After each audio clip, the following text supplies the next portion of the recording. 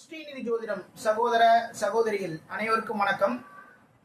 நம்ம கோவிலுக்கு போறோம், வழிபாடுகள் எல்லாமே பண்றோம். இருந்தாலுமே என்னுடைய கோரிக்கைகள் எல்லாமே நிறைவேற மாட்டேங்குது. நான் எப்படி வழிபாடு பண்றதுன்னு தெரியல. அப்படி ஒரு சின்ன ஒரு மனசுக்கு மனக்குழப்பங்கள் எல்லா ராசிக்காரர்களுக்குமே இருக்கும். இந்த பதிவுல மேச ராசிக்காரர்கள் கோவிலுக்கு போனா எது மாதிரியான வழிபாடுகள் பண்ணலாம் அப்படிங்கிறத சொல்றேன். அது மாதிரி நீங்க பண்ணுங்க. உங்களுடைய பிரார்த்தனைகள் அனைத்துமே 100% நிறைவேறும். இறைவனுக்கு நீங்க இறைவன் நீங்க கேட்கக்கூடிய அனைத்து பிரார்த்தனைகளும் நிறைவேறணும்னா மேச ராசிக்காரங்க, மேசங்கிறது பாத்தீங்கன்னா நெருப்பு ராசின்னு சொல்லுவாங்க. அப்போ நீங்க என்ன பண்ணணும் அப்படின்னா, கோவிலுக்கு போறீங்க, போயிட்டு அங்க சுவாமியை கும்பிடுங்க.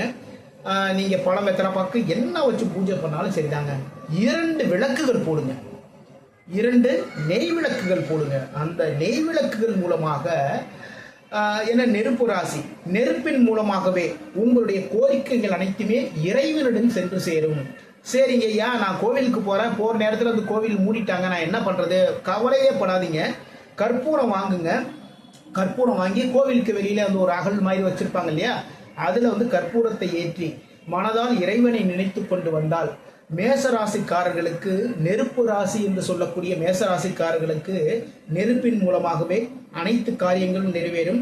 உங்களுடைய கோரிக்கைகள் அனைத்துமே இறைவனிடம் சென்று சேரும். மீண்டும் அடுத்த பதிவில் சந்திப்போம். நான் உங்கள் ஜோதிடர் திருச்சரை ராஜா வெங்கடேஷ். வாழ்க வளமுடன், வாழ்க வளமுடன்.